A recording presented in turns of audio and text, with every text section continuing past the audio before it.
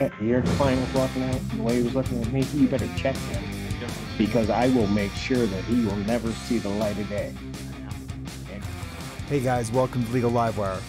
When setting bond, a judge's primary concern isn't whether the charges in front of them are solid, but also the broader context of the defendant's behavior and the potential risk they pose to public safety.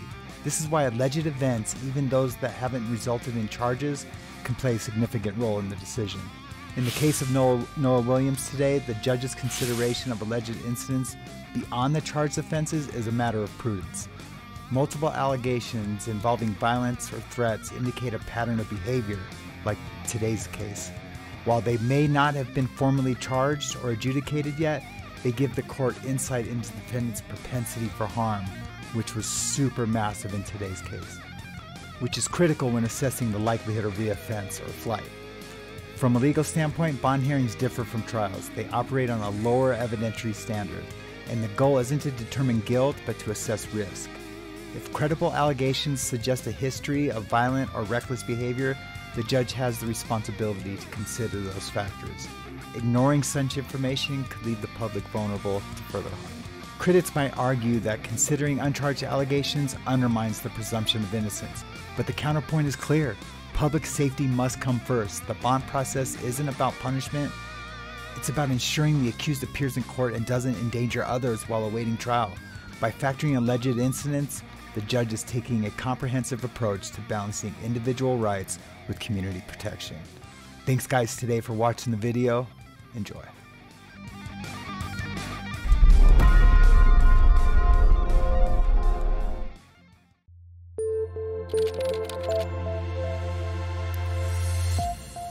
Thank you. Court calls the cases of the people versus Noah Williams.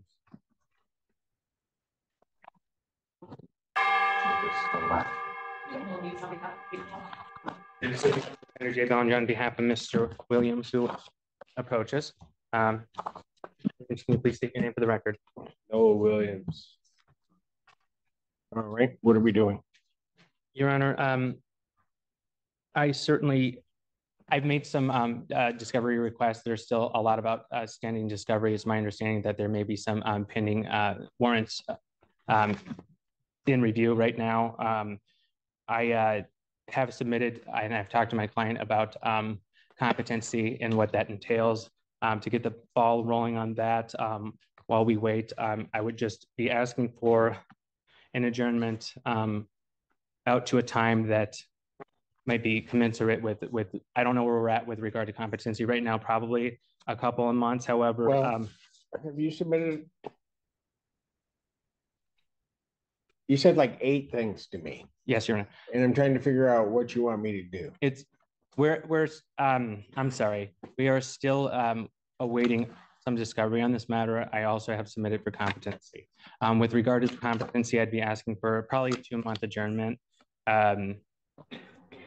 And I would ask to address bond at the appropriate time. Okay. So you want to set for a competence? You want both matters set for a competency? Your Honor, I was unclear as to whether or not because yes, Your Honor. Do I have 2 orders? No, I don't have 2 orders. All right. Give me a date 90 days out. 90. Yeah, they'll move it up if we have to. Thank you. All right. Forensic evaluation is ordered. I'll need another order on the other matter. I have one on the case ending in 5072, but I'll need an order on the other one. I have submitted that as well, Your Honor. Submitted what? The order on. We have both? Yes. Okay, we do. Yes. All right. I see it. Competency hearing in these matters will be set for July 11, 2024, 9 a.m. As to bond. Thank you, Your Honor. Mr.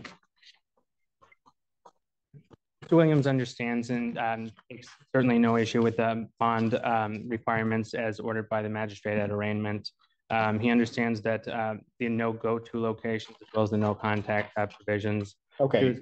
Can counsel? Yes, Your Honor. On your competency orders that you submitted? Yes. I don't sign double-sided paper. Certainly, I will resubmit those, Your Honor. Thank you. That's why I couldn't see it. All right, go Apologies. He's aware of the no contact provisions. Was also ordered to home confinement. Should he be able to post where he advises he can attend classes from that home location. He attends classes at Washtenaw County Community College. Here with him today, he has the support of his family. His grandparents are here and present. He has strong ties to the community in that regard, Your Honor. He's asking for a reduction in the $1.5 million bond. He doesn't have any criminal history to suggest, flight risk in monitoring to the home confinement with community correction supervision would certainly help and ensure the safety of the community at large. So we're asking the court to consider a reduction from 1.5 million, Your Honor.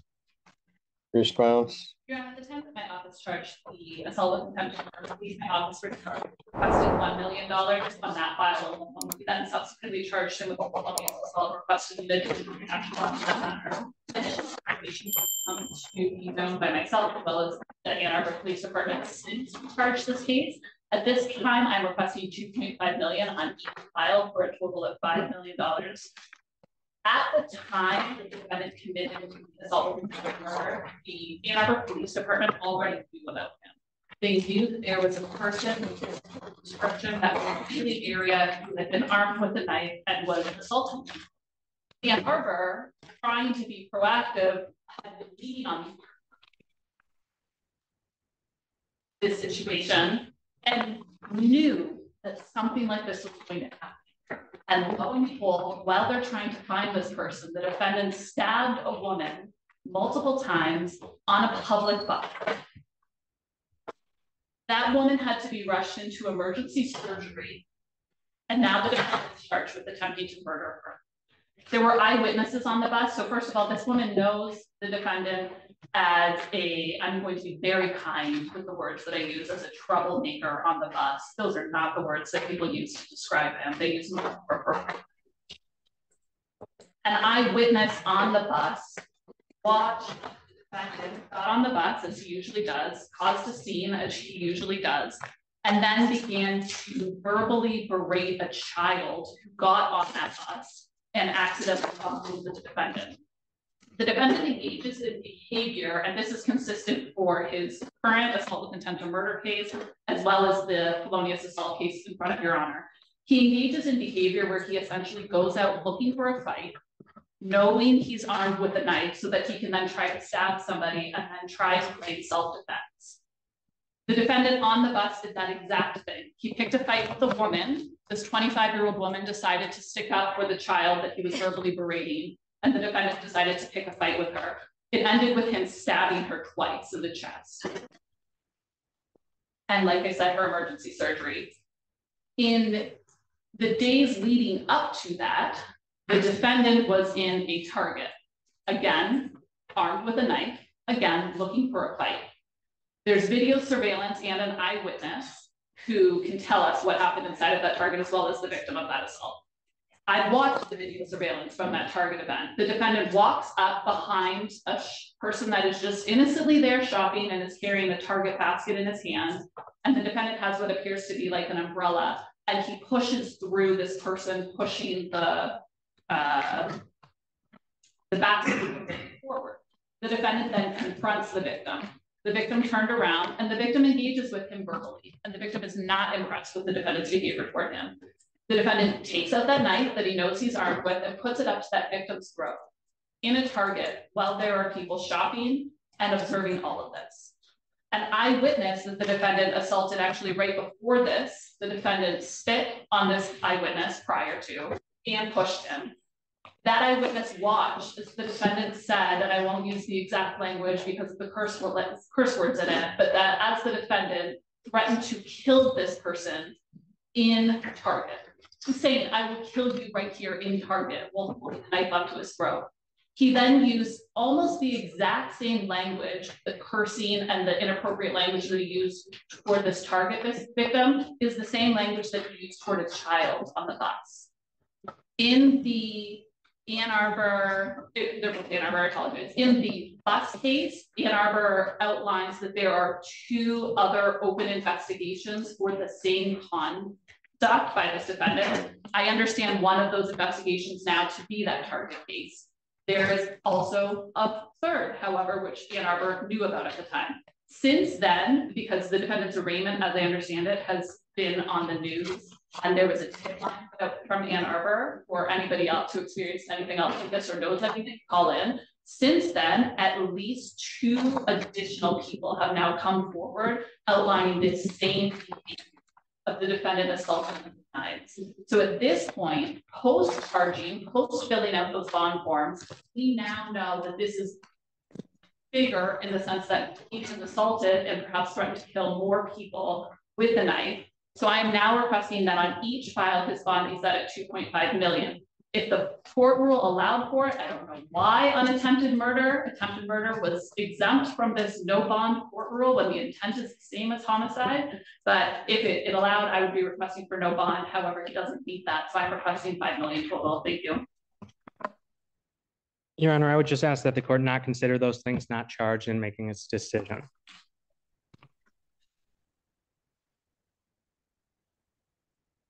He's under investigation for similar or like activity.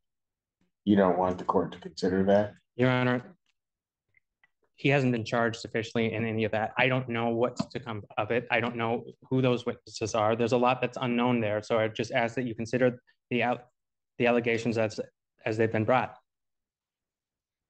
And as they come, because certainly the consideration will be made when he is charged, if he is charged. Motion for bond reduction is denied. The people's request to increase the defendant's bond given the circumstances and what has been brought forth to the court is granted.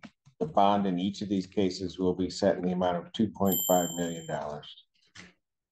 Thank you. Thank you, Your Honor.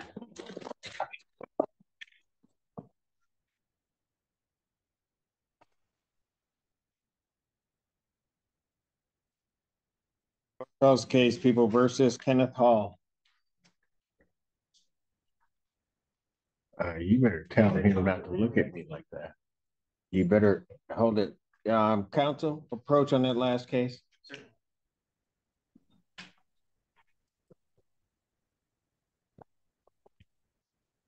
Better. When your client was walking out and the way he was looking at me, you better check him, because I will make sure that he will never see the light of day. And